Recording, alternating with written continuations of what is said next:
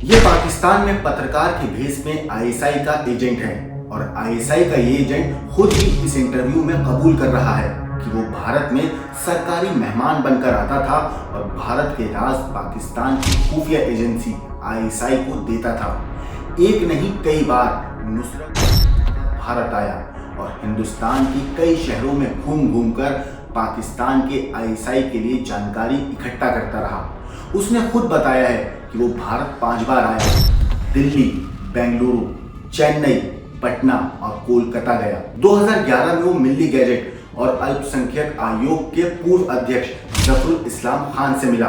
दरअसल ये पूरा मामला तब शुरू हुआ जब पाकिस्तानी पत्रकार कहें या कहें आईएसआई एजेंट नुसरत मुर्तजा ने एक टॉक शो के दौरान कहा कि भारत के तत्कालीन उपराष्ट्रपति हामिद अंसारी के बुलावे पर वो भारत गया था और यहाँ उसने कई खुफिया जानकारी जुटाई जिन्हें उसने बाद में पाकिस्तान की खुफिया एजेंसी आईएसआई को सौंप दिया था। इन जानकारी का इस्तेमाल भारत के खिलाफ आईएसआई ने किया था। अब आपको सुनाते हैं उस इंटरव्यू का सबसे सनसनीखेज हिस्सा जिस वजह से हंगामा खड़ा हो गया है। दूसरी ने मुझसे कहा कि भाई ये जो तुम इंफॉर्मेशन लाए हो ये तुम इसको दे दो क्यानी को। तो मैंने क्यानी दीजिए, ऐसा ही था। मैंने भाई मैं तो नहीं दूंगा, लेकिन आप देना चाहते हैं दे दें, मैं आपको ये देके जा रहा हूँ। तो खैर वो उन्होंने दे दी थी। फिर बाद में किसी आदमी ने, एक ब्रिगेडियर ने मुझे फोन किया, कहा कि साहब ऐसी इन्फॉर्मेशन हमें और मिल जाए तो अच्छा। तो मैंने कहा भाई ये इन्फॉर्मेशन काफी नहीं है, इस पर ही काम करो। तो इनका एक रिसर्च विंग जरूर है, ये नहीं कह सकते कि आप ये लोग वहाँ के हालात को नहीं जानते हैं। हमारे जो आईएसआई जो है जबरदस्त। लेकिन जो इस इंटरव्यू का सबसे सनसनीखेज आरोप है वो अब सुनिए।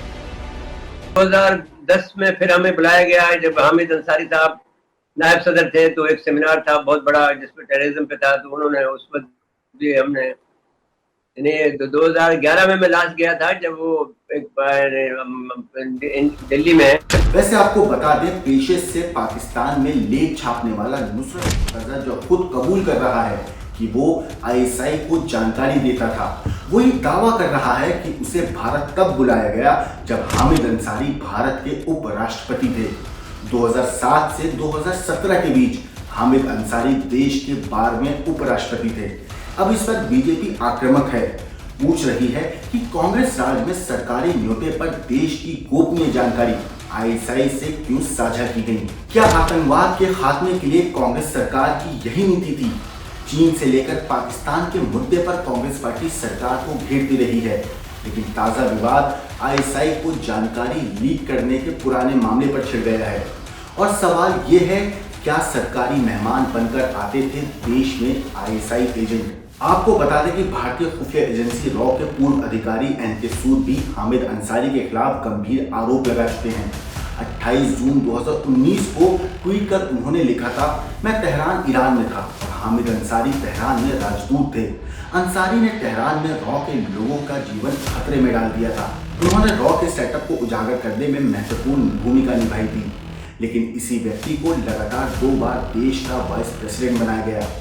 अब इतने साल के बाद फिर से एनके सूद का वो ट्वीट वायरल हो रहा है।